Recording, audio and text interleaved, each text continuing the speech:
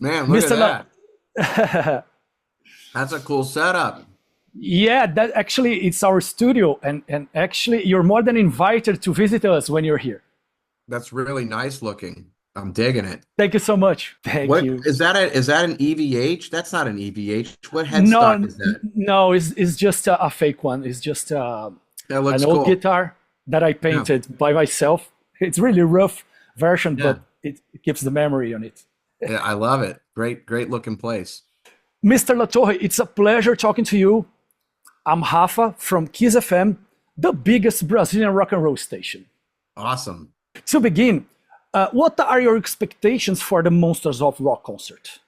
I'm expecting loud and crazy Brazilians that are going to be animated and singing all the parts, the guitar parts, the vocal parts.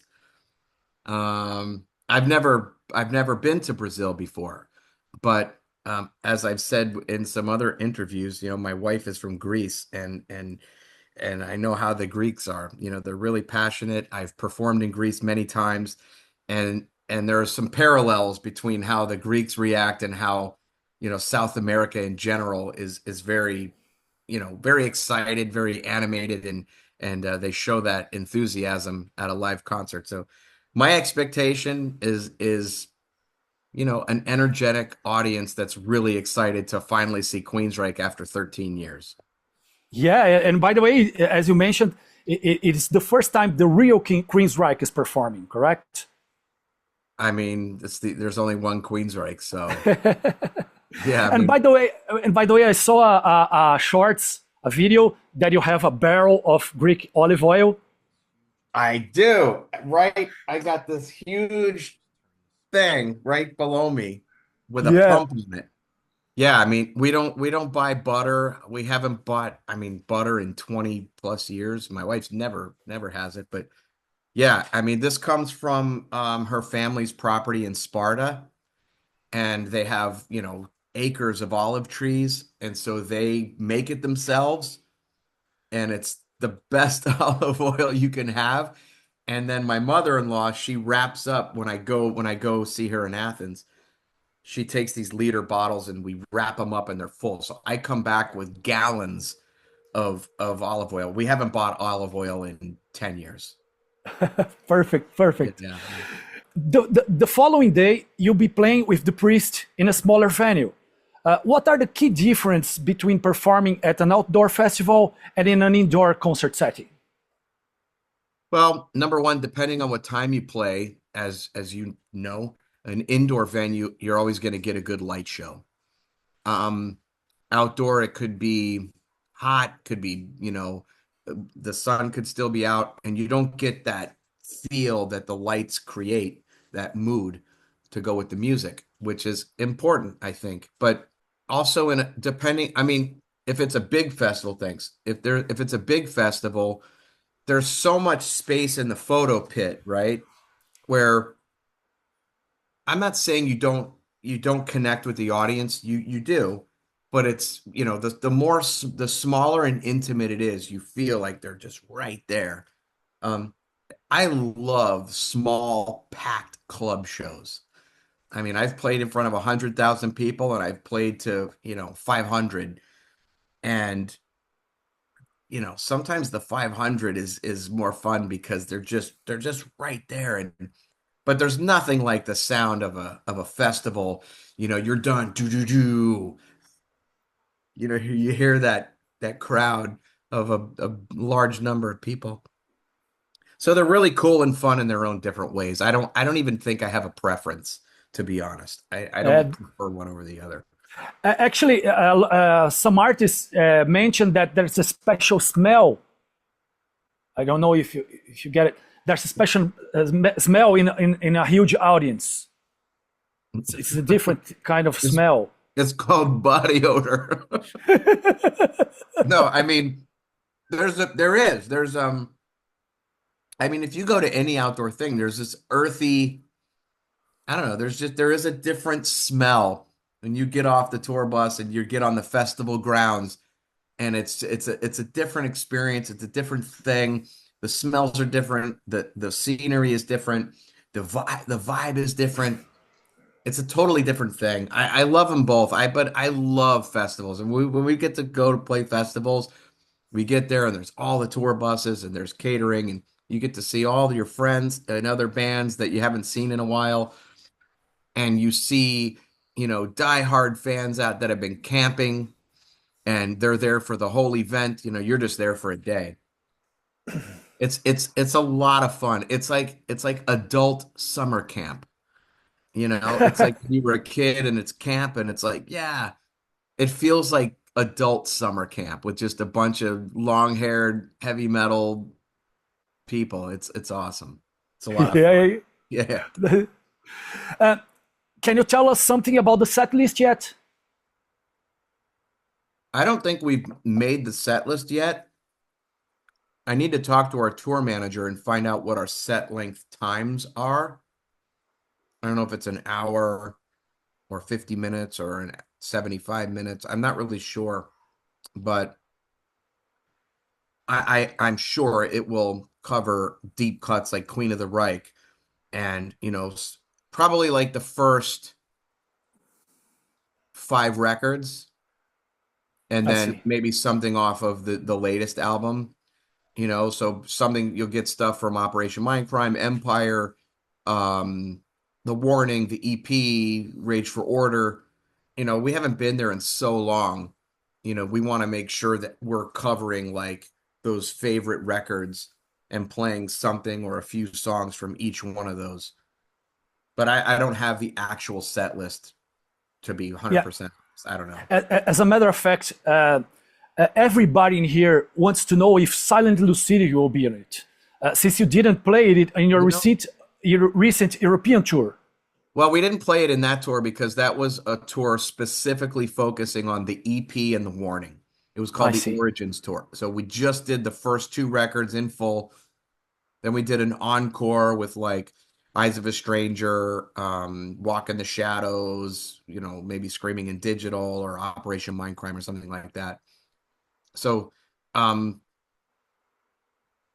but, I mean, a lot of people have said, oh, I when I was learning English, like Silent Lucidity was a song that helped me learn English. Yeah, it's huge over here. It's so really huge. If it's huge there, then I mean, it would make sense that we could play that. If you think that do you think that that's a song that should definitely be played there? Yeah, for sure. Okay, well then maybe we'll play it. Thank you. And do you feel any difference between singing the songs from Tate's era and yours? I mean, there's a few things there. Number one, I grew up listening to those songs, so I feel super connected to it. And I've played those songs, whichever ones they are, so many times. I think I can almost sometimes sing that better than the stuff I've done because of just the conditioning, right? The songs that I've done, you just have to get more muscle memory and perform it more.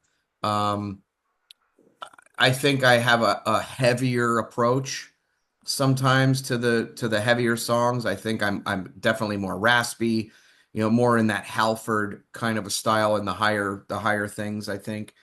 But yeah, I guess that might just be something that comes to mind, or just those differences. But I mean, when I sing those old songs that Tate sang, I feel like I wrote them, because I know there's such a part of my teenage years and moving forward that you just connect with the song. You're like, yeah, this is something I probably could have written. But musically, these guys, back then they were in their 20s. And so, they're in their 60s now. And so they don't think quite the same. There are a lot of similarities, but they're not going to write the same guitar riff they wrote when they were 19 years old or 20. Makes sense. And they're just more mature in as a musician, and just a bunch of things that there are some of those differences, but I love them both. I like the stuff I've done, and of course I love the classic stuff. How cool is that? Yeah, it's it's fun. It's fun to do. what memories you have from the 2012 NAMM show? I read it was when you first met Michael Witham. Yeah, so I'll give you the really, really short version. The short version is a friend of mine, his name is Tom. He played in John Oliva's Pain. He was a Seymour Duncan endorsed artist. And so Seymour Duncan had a private dinner party. He says, "Hey, I have a +1. Do you want to go?" I was like, "Yeah, I'll go." So I went. I go to the buffet. There's Yngwie Malmsteen. There's sitting right there. There's Warren DeMartini. There's, all these. It was small though, like 30 people. Michael was there, and I was putting food on my plate, and I had just seen Testament the night before. And I just looked at him for a quick second without thinking as I'm putting food. I said, "Oh, great show last night." And he looked at me and he goes, "Huh?" And I go, "Yeah, last night at the Grove." And I'm putting food and I look at him again and I'm like, "Oh, I thought he doesn't even look like him, but he's short and he reminded me of Eric Peterson." And I was like, "Oh, dude, I'm really sorry, brain fart. I thought you were Eric Peterson from Testament. I'm a huge Testament fan." And I go, "I know who you are. You're with Queensryche. I'm a longtime fan of Queensryche. I'm really sorry." And so we just got to talking. "What's your name? What do you do?" "Oh, my name's Todd. I sing in a band called Crimson Glory that actually did some shows with you in the past. I'm a drummer, yada, yada." I invited him to come sit down at my table. There was just me and my friend. He did. And we talked about doing some other side music for like TV stuff. And he ended up YouTubing me and finding European tour footage, and said, "Wow, your voice reminds me of like a young Jeff Tate or Bruce Dickinson." And I said, "Well, that's a nice compliment." And he sent me 4 demo songs with no singing. And it said New Reich 1, New Reich 2, New Reich 3. I went, "Holy shit, this sounds like Queensryche. This doesn't sound like TV music." And so out of the 4 songs, there was one I really liked. I wrote it. I mean, I wrote to it. It became the song Don't Look Back. I wrote it and I emailed it. I said, "It's not perfect. I'm not going to spend an eternity trying to make this thing perfect. You can see how I sound. This is how I write. If you dig it, cool." And he really liked it. He showed Chris DeGarmo. He showed, the guys in the band.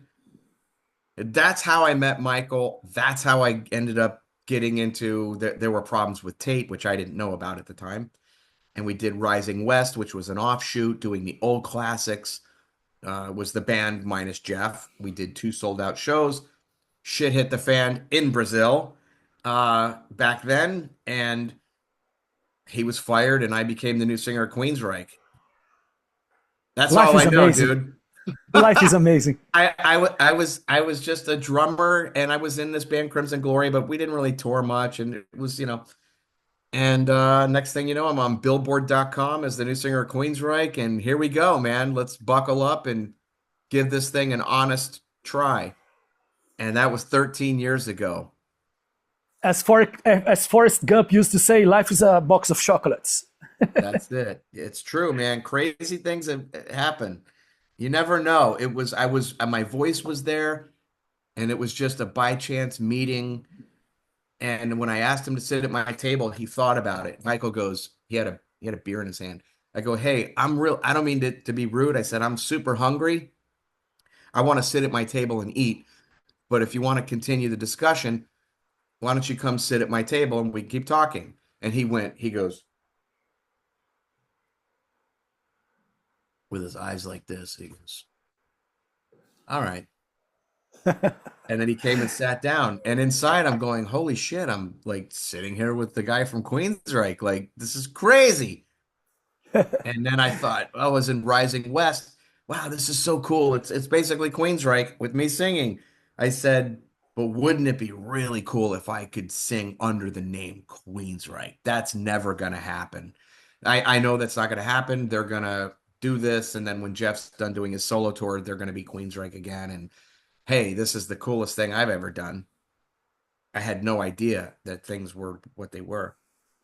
And dude, it's been an amazing experience ever since. It's opened doors. I get to live my passion, and I wish that everybody could just do that one time in their life to feel what that feels like. But people do that in other ways too. You know, everybody has their own special thing. So I'm super grateful. And, you know, if it all ended tomorrow, man, I have no regrets. I mean, I've lost a lot of time being on the road with family and, you know, my dog and my mom, you know, all these things. But I've done worse things for less. You know? Congratulations. It's an excellent job. Thank you, man. Thank you. I know you're a very busy man. Just a quick last question. I've seen a few of your stand-up comedy shows, and I have to say, man, you're really good at it. Any plans to pursue it further? I just did another one on the Monsters of Rock cruise. Yeah, I saw that. It was the same routine but cut down. They wanted me to do the same thing. It's really scary because when you're with your band on stage, I mean, I could sing in front of tens of thousands of people. I'm not nervous at all. But when you're in a room full of people and it's you and a mic and you have to make people laugh, it's really fucking hard. Now, lucky for me, I'm already at an advantage because it's the cruise. They know who you are. They want you to do well. They want to laugh. But Jim Florentine, who's a professional comic, he actually had reached out to me once. He said, hey, you know, when I do a show in Tampa, do you want to open for me? Doing a reel. And I was like, oh, man, I don't know. I would love to, but I need to have material because these are people that don't know who I am. They maybe don't even know who Queensryche is. You can't play that angle.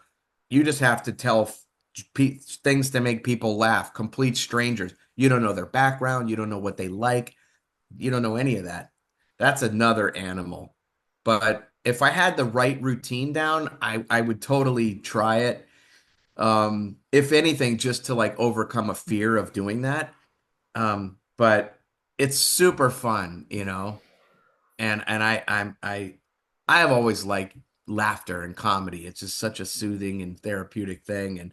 And I'm always cracking jokes and laughing all the time. I mean, me and the guys, we laugh all the time. Constant laughter when you're around us. Like, you know, every 3 sentences, there's a joke made between them. It's so we call it here the fifth grade. It's always with us. Yeah, dude. You know, people, you know, you got to lighten up and have fun. And it's a lot of self-deprecating humor. So I make fun of myself a lot. One of the jokes I say when I'm in the band is I say, you know, you can love me or hate me with my position in this band, but there's one thing you just can't deny. I am the youngest, and I'm also the shortest, but I'm actually not that short. I'm 5'7", which is average height for Sure. for a 13-year-old. That's fine. That's fine. 13. For a 13-year-old, you know. So there's, you know, jokes about that. There's like some really filthy jokes I'm not going to tell on here, but it's all in good fun. And I talk about, you know, I love bands of the 80s. You never know who you're going to see, but you never know who you're going to see. I mean, the bass player comes out, he's not original. The drummer comes out, he's not original. Even lead singers are coming out and they're not original. How can anyone think that this is okay? You know, and so I make jokes about that. Todd La Torre as well. Yeah, they call you. Yeah, Todd La Torre, Todd La Torre, and some of the old Queensryche fans call me not Jeff Tate. That's perfect. Mr. La Torre, thank you so much for your time. All right, man. And hope you have a great experience in Brazil. Once again, you're more than invited to come to visit us in our studio. Okay? That's really cool, man. Thank you. Yeah, because we're there for several days. Cool. Let's do it. Let's make sure I can get that from her, the information. Sure. All right, cool. Thank you so much. Thank you so much. Bye-bye. Thank you, Rafa. Thank you. Bye-bye. See you, buddy.